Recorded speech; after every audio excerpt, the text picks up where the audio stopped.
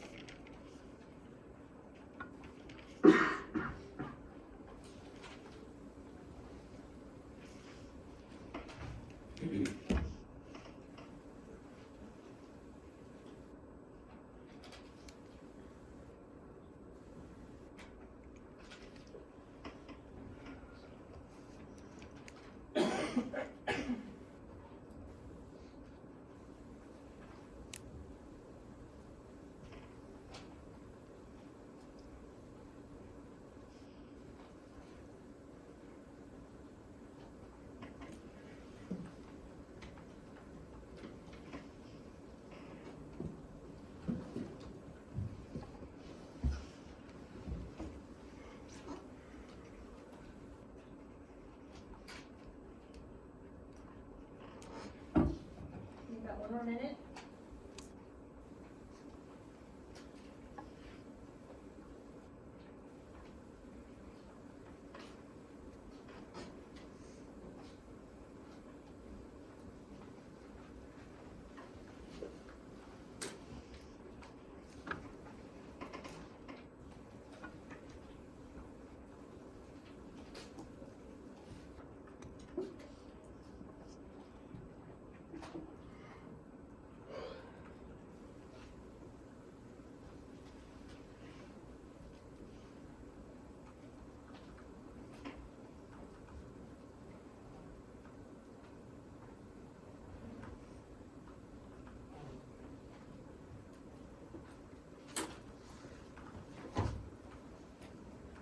Okay. Is that enough time for you? Everyone is able to write down a few thoughts.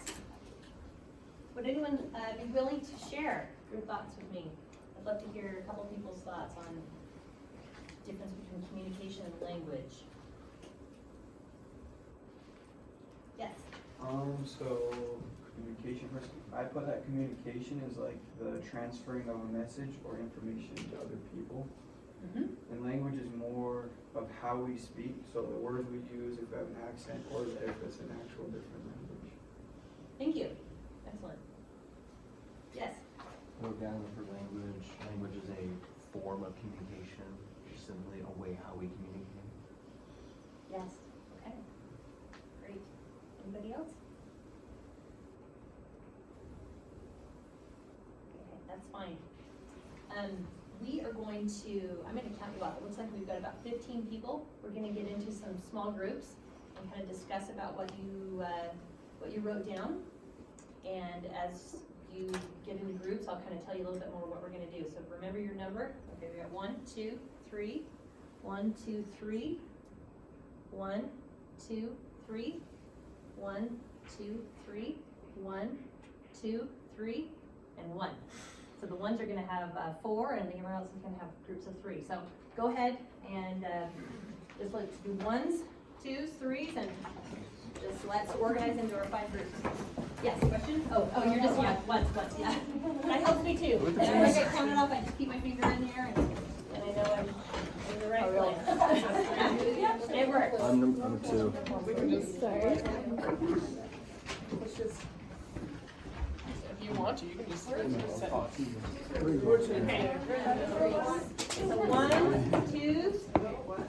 let's do 3, 4 in the middle, and 5 in the back.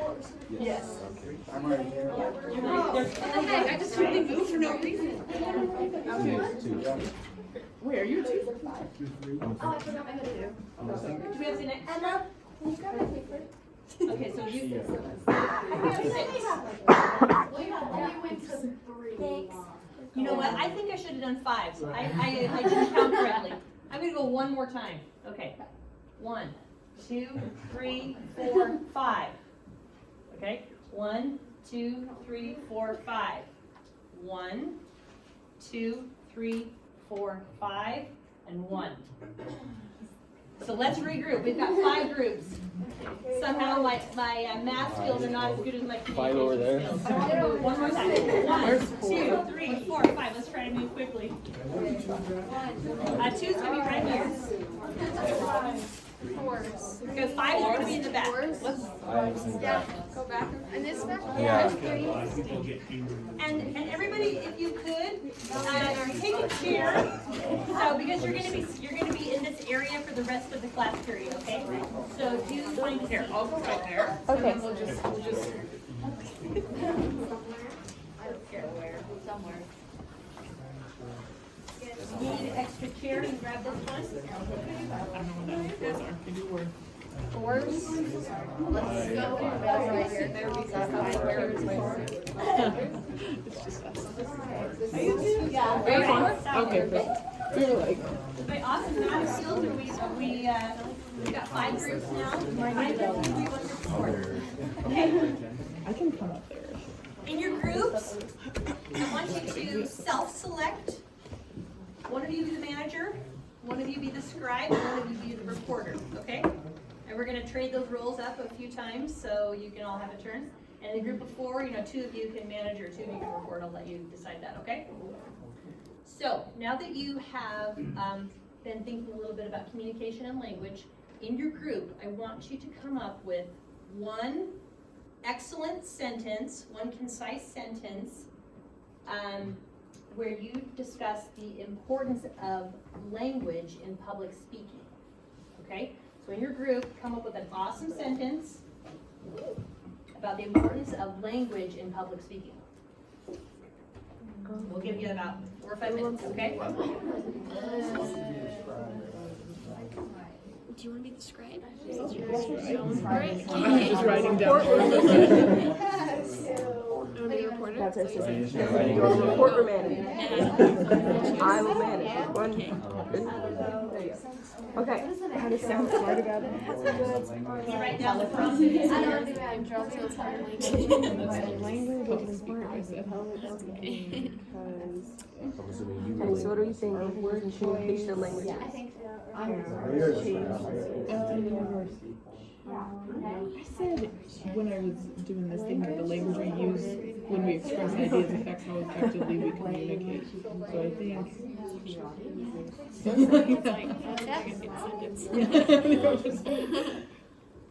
I just said language is how we communicate. And we didn't have language. We couldn't communicate.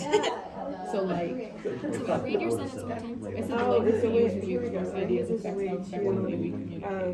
I like it. Communicate, shared knowledge. Public speaking, we could use that to just be like twice into it. Yeah.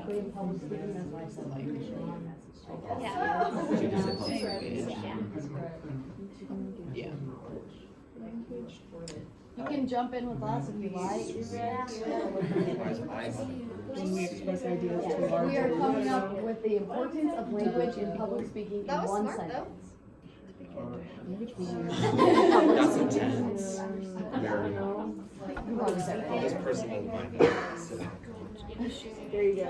Like presenting. Judge the language that you Yeah. Yeah, there you go.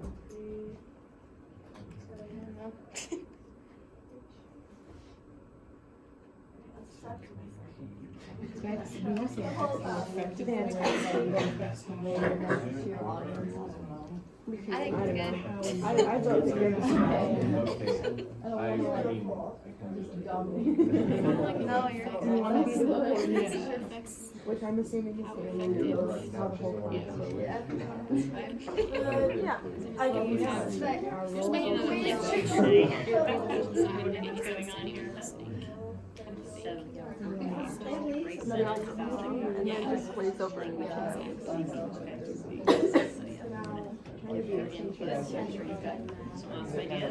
Oh yeah. Like that? Language we use in presenting ideas. This is one. I got this one better than mine. I don't like How's my group 5? We got it. You got it? But it's all good, yeah. Okay, are you ready? Yeah. Okay, excellent.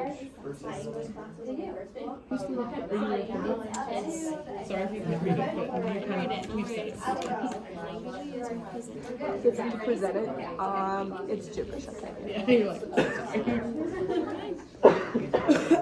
Okay, excellent. I've checked back with all 5 groups and I'm excited to hear your sentences. Would a group like to volunteer and tell me your sentence? Or should we go backwards? Group 5, group 4. Language is important because we communicate shared knowledge to a broad group of people. Beautiful. Sorry, I kind of got lost. Okay, group 5. We have the language we use when presenting ideas affects how effectively we communicate. Okay, good. That was such a good sentence. The only thing I would give to improve upon that is to read it slowly and clearly and concisely. That's an important part of public speaking, and that everybody can understand you, because that was really good, but I had to kind of fight to hear it, okay? Okay. Okay, next. Language is the way in which we communicate or convey our message to our audience. Thank you. Yep. Okay, group 2. It's the ability to clearly connect and be understood by your audience. Wonderful. And last group. Language can either help or hinder the presentation of ideas. Yes. This was wonderful. Did you notice that every single sentence, they had some similar ideas, but they were all had their unique perspective. There's a lot of different ways that language works its way into public speaking, and these were all good ideas. Okay, let's move on. Stay where you are. I just want to talk to you a little bit about, there's 3 primary reasons why language is important in public speaking. Number 1, the careful use of language makes a difference between giving a really remarkable speech or one that's just kind of ordinary and forgettable. I'm sure you guys have had examples throughout this semester, learning and listening to some really awesome talks, TED Talks and various speeches that you're probably thinking about in your mind right now that stick out to you. And I have speeches in my mind that stick out to me, things that I've heard years ago, and then you've probably heard lots of people give talks, whether it was at school or at church or somewhere, that because the language just wasn't very exciting, you didn't, even though the message might have been good, you just don't really remember it. Okay? Number 2, this one's kind of tricky. You have to remember that the people in your audience, you've got to really learn who your audience is. Who are you speaking to? Okay, are you speaking to, a group of your peers in college? Are you speaking to a group of people from a lot of different backgrounds, different countries, different cultures, different age groups, different demographics? You got to remember that audience members may not share the same language that you do. Even though we might all speak English, sometimes our ideas and the realities of definitions of words that we have might not all be the same. There was an interesting example in the book about, did you read that in chapter 10 about the key? Did you guys read chapter 10, I hope? Maybe not. Okay, so in chapter 10, it talked about how if you describe the word key in German or in Spanish it was like a real kind of feminine, flowery type of word, where in German it was like a real more masculine type of word. It is just like the same object can have such different meanings to different groups. And third, the language you use in public, it says something about how you define and perceive the world, okay? You want to make a good impression, so you want to be careful with the choice of words that you use in your speech, okay? Any questions there? We'll move on. So one of my favorite speeches of all time is I Have a Dream from Dr. Martin Luther King Jr. that he gave in 1963. That's a long time ago. It's like, what, 59 years ago? Are you familiar with that speech? I don't know if you've watched parts of it in this class or not. We're gonna watch just a portion of it, because it's not a long speech, but we don't really have time to watch the whole thing. And the portion that I have, it's been kind of remastered and remixed, and it's got subtitles, which is neat, because then you can really, as you're listening, you can also read the words that Dr. King wrote. And I love it because he's so eloquent, and the words that he used to convey the same message that had been conveyed plenty of times was conveyed in such a way that it really made people stop and think. He did not give an unforgettable speech. I mean, here we are almost 60 years later, and we're still like, I watched this the other day and I just cried because I was just so moved by his use of words.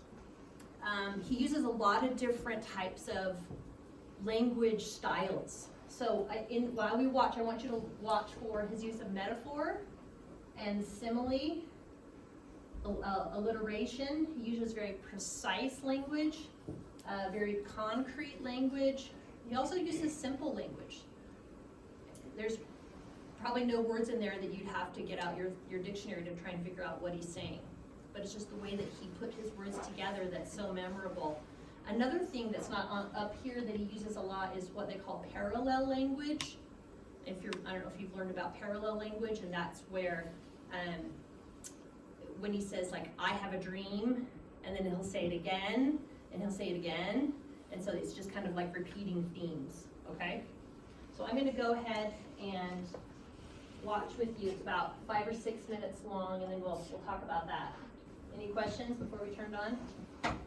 So anyway, be watching for these things, because we're gonna talk about some of these these language styles, okay? Hope our volume is working, and it's not. I'm not sure how to get the volume to work, Dr. Alden. Probably the knob up there. You have to turn it a lot. Which So knob it's am like, I looking at? there's like a twisty knob, like right where the buttons are, I don't know what I'm twisting. where all the buttons. Buttons. Oh, wait, here. Volume, here we go. Yeah. All right, let's try this over again. Here we go. Okay. I have the pleasure to present to you Dr. Martin Luther King, Jr.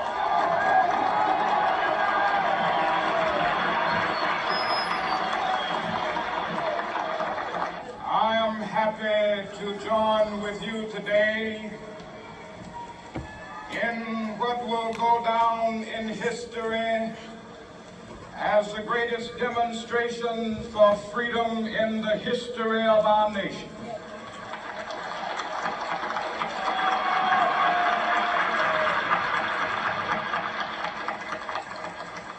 Five score years ago, a great American in whose symbolic shadow we stand today signed the Emancipation Proclamation. This momentous decree came as a great beacon light of hope to millions of Negro slaves who had been seared in the flames of withering injustice. It came as a joyous daybreak to end the long night of their captivity. But 100 years later, the Negro still is not free. 100 years later, the life of the Negro is still sadly crippled by the manacles of segregation and the chains of discrimination. 100 years later, the Negro lives on a lonely island of poverty.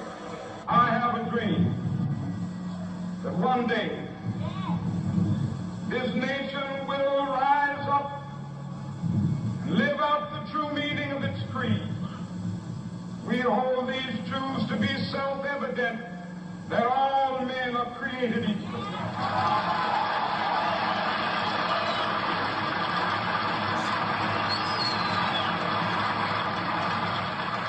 I have a dream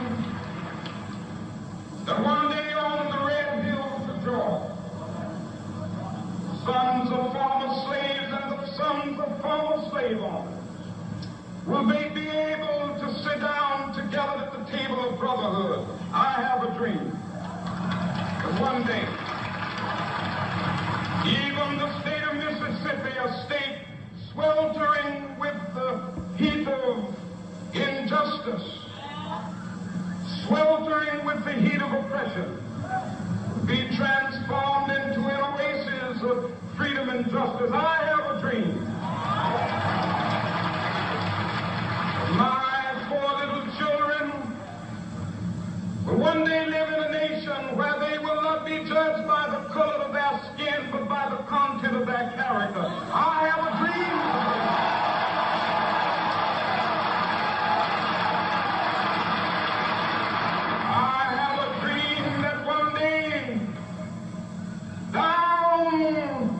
In Alabama, with its vicious racists, with its governor having his lips dripping with the words of interposition and nullification. One day right there in Alabama, little black boys and black girls will be able to join hands with little white boys and white girls as sisters and brothers. I have a dream today.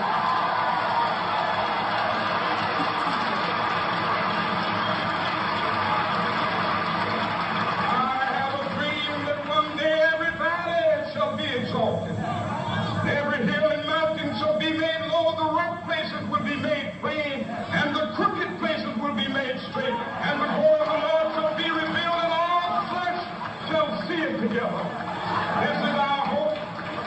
This is the faith that I go back to the South with.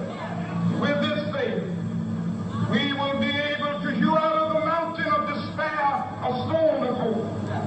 With this faith, we will be able to transform the jangling discords of our nation into a beautiful symphony of brotherhood.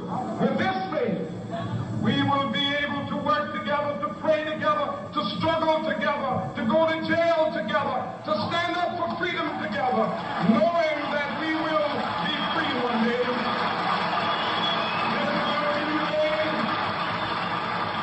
This will be the day when all of God's children be able to sing with new meaning, my country tears of thee. Sweet land of liberty of thee I sing. Land where my fathers died, land of the pilgrim's pride. From every mountainside, let freedom reign. If America is to be a great nation, this must become true. And so let freedom reign. From the prodigious hilltops of New Hampshire, let freedom reign. From the mighty mountains of New York, let freedom reign. From the heightening Alleghenies of Pennsylvania, let freedom reign. From the snow-capped Rockies of Colorado, let freedom reign. From the curvaceous slopes of California. But not only that, let freedom reign from Stone Mountain of Georgia. Let freedom reign from Lookout Mountain of Tennessee. Let freedom reign from every hill and molehill of Mississippi, from every mountainside. Let freedom reign from when we allow freedom reign, when we let it reign from every village and every hamlet, from every state and every city, we will be able to speed up that day when all of God's children, black men and white men, Jews and Gentiles, Protestants and Catholics, will be able to join hands and sing in the words of the old Negro spiritual, free at last, free at last, thank God Almighty, we are free at last.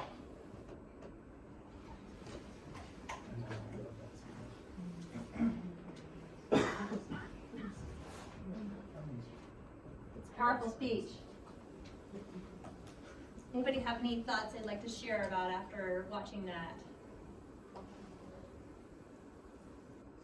Anybody need a Kleenex?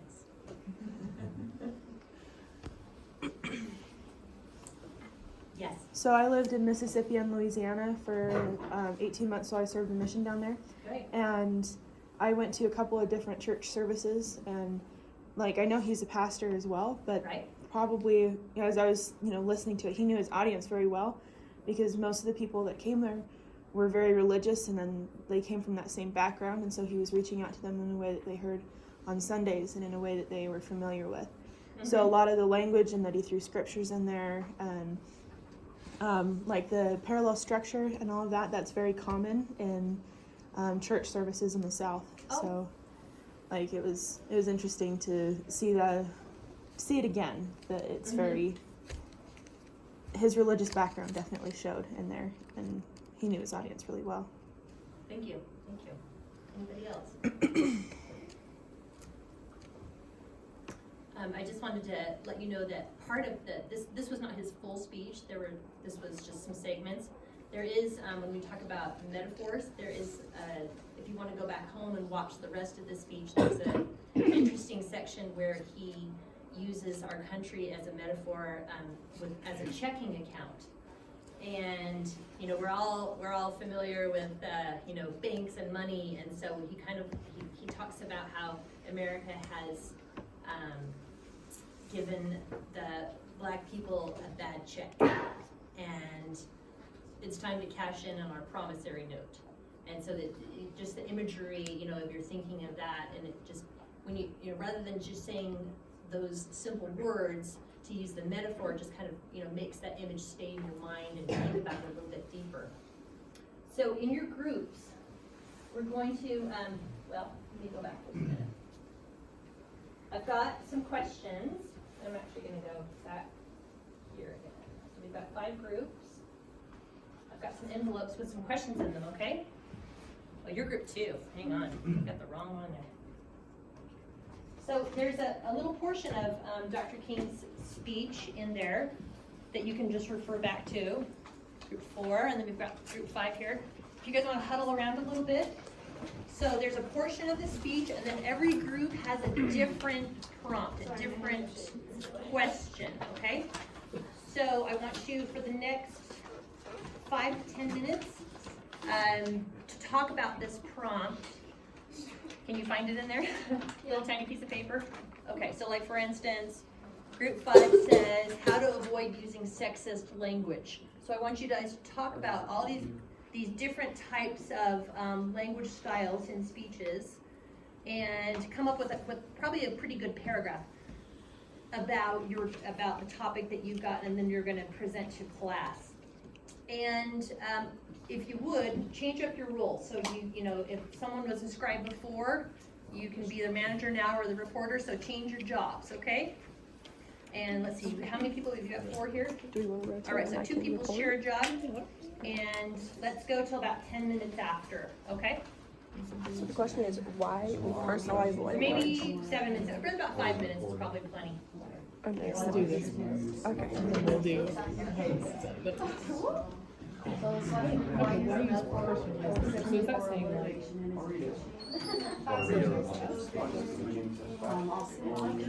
Or personal to them?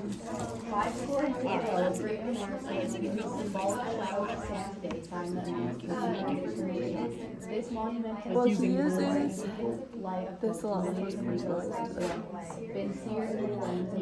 Well, everyone. You want to keep join? Okay, so I'll just read this. It says 5 score years ago, great American, in whose symbolic shadow we stand today, signed the Emancipation Proclamation, so liberty begins. This momentous decree is a great beacon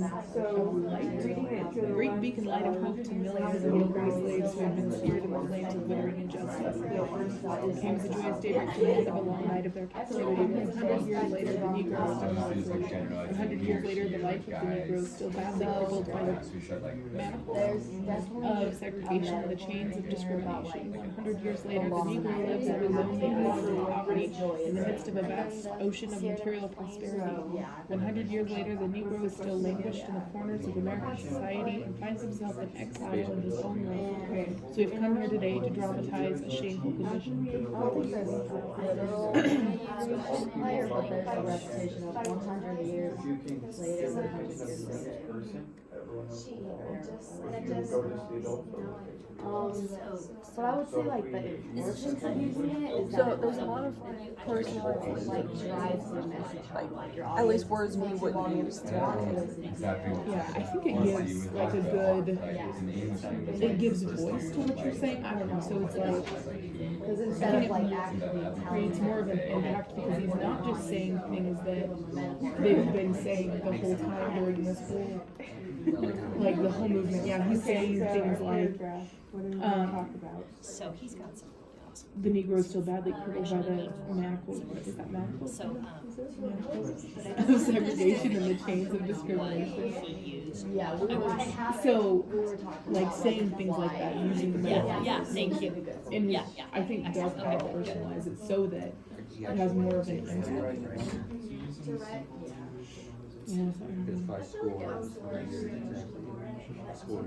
Yeah, I feel like Sid does a good job of and I would say it like also helps your point stay. Yeah, that's what I was gonna say, like all of the repetition in there, This is like Negro slaves. just helps everyone remember. Like, did you enjoy the same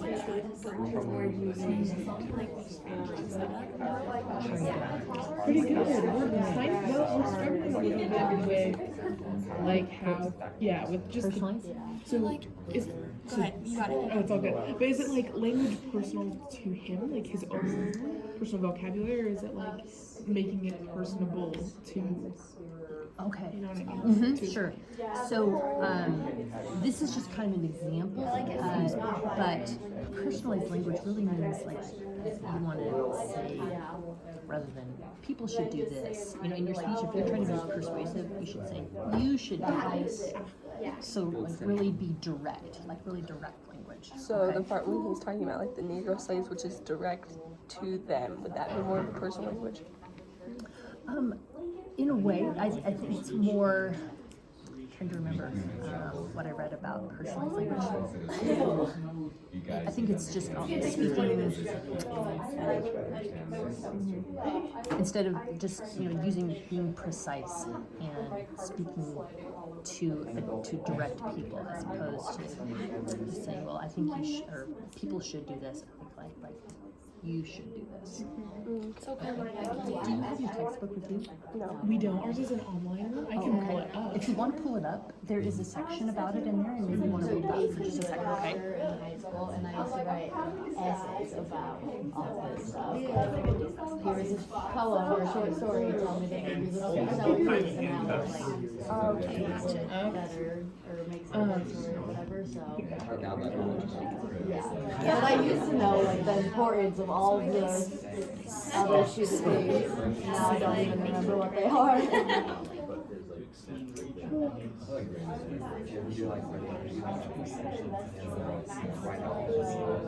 Yeah. So there's like No, we never did. yeah, we didn't. Well, we had like the opportunity. I took AP Lit in 11th grade and AP Lit in 12th grade, but I don't know why, because they're both the same English 10 head credit. So I literally You just took the same class twice. Yeah, basically I just wrote a million essays for no reason. Yeah. My friend took English language just that was So here's our I have five paragraph. I do remember. We're willing to. I didn't We like pulled it up at the end of the class. And then he was like, Like I got to college and it was easy. I was like, oh, Yeah, you're like, why did I do that?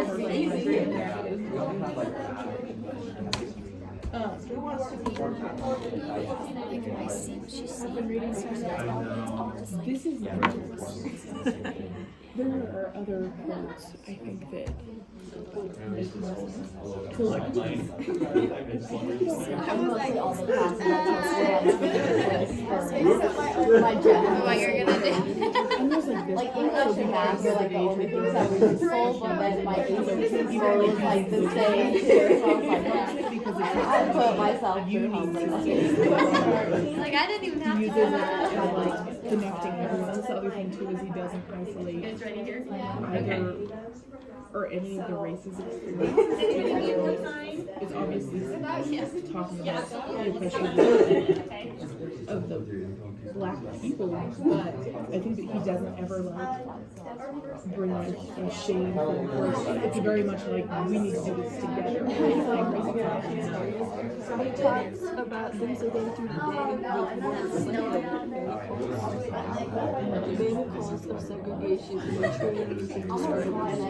Like, I was going so slow because it was snowing and there was no cars in front of me, and I was like, I'm just gonna go slow, it's fine. There was a car like off the road and there was a tow truck trying to pull it out, but then a car was coming, so the like car that was coming tried to like slow down but couldn't because the tow truck was right in front of them, so they like swerved out and I was like right here, so I like kind of went to the side and started like sliding down the hill, and I just closed my eyes and watched the car come like this close to me. It was like a big yellow truck. I was like, oh, I would have been smashed. I was like shaking, and even after the whole way I was driving, I was like, being able to make it personal I almost to the died. audience is a lot. I was so scared. That's so true. I was going so slow. That thing almost happened to me. I was just like, It's not like wishy-washy. Back again. This has been really fun to be with you. I appreciate your enthusiasm here, especially on a snowy, cold morning. All right, group one, would you, whoever your reporter was, let us know what you talked about and tell us a little bit about your language style? No. Just use your great projecting voice so everyone can hear you. Using simple language allows us to extend the reach of audience to everyone. If your speech can reach the lowest level of understanding, it can be understood by everyone, and your point can be made clearly. That's awesome.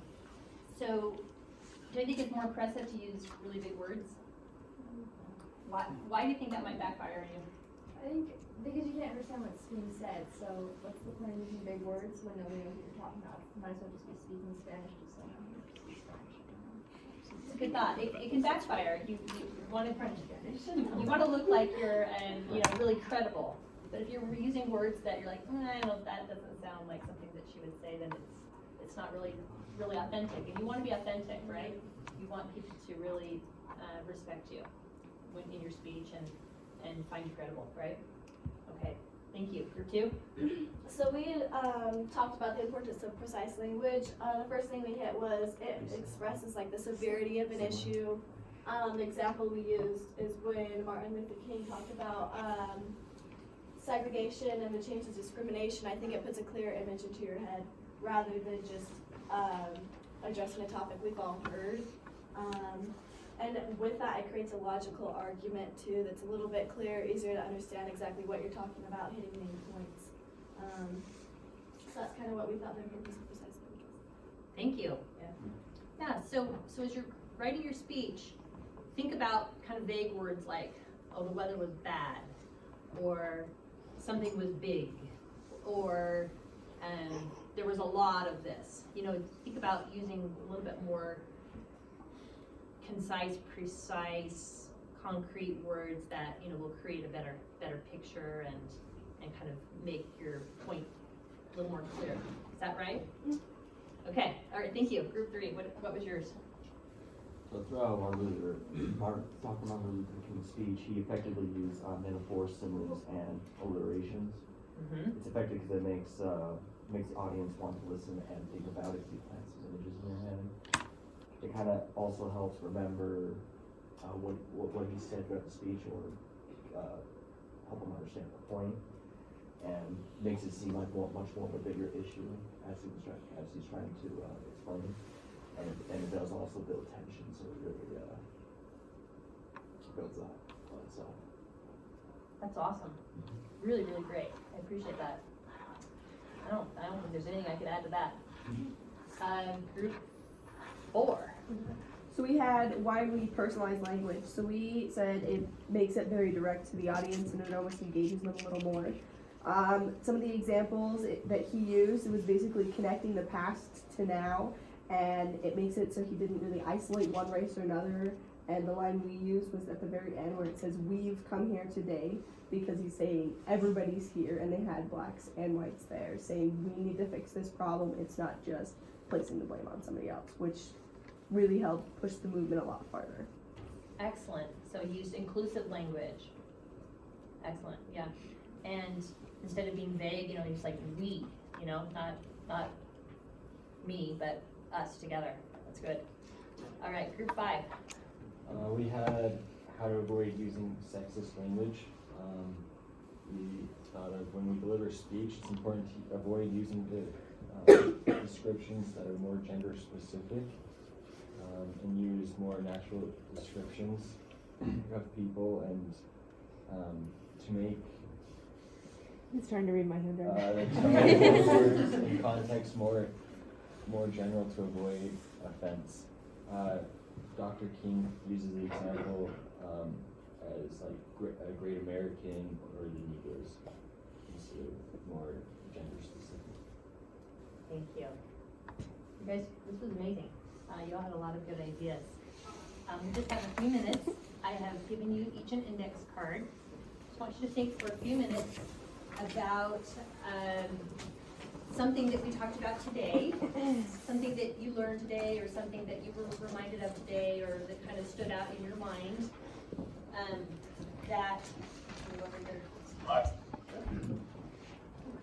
What would you like to include in your upcoming public speech?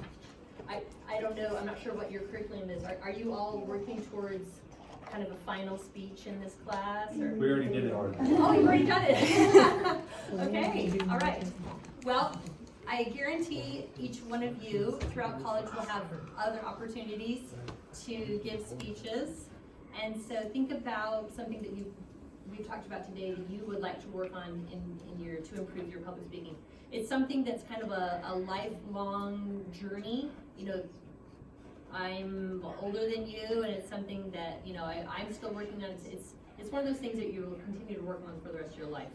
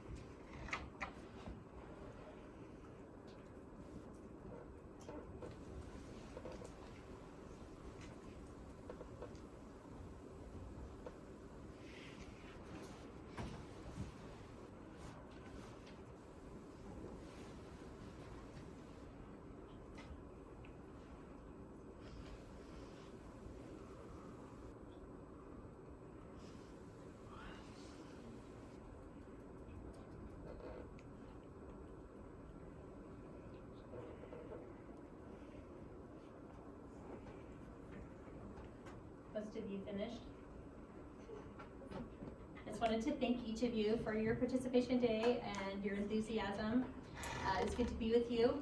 And I'm not sure what the rules are if we're allowed to leave before the bell rings, but with the bad weather, I think it's probably appropriate that you take a little extra time and be careful walking to your next class in the library. And I want to wish you all a happy Thanksgiving. Thank you. Oh, that was nice. Yourself. I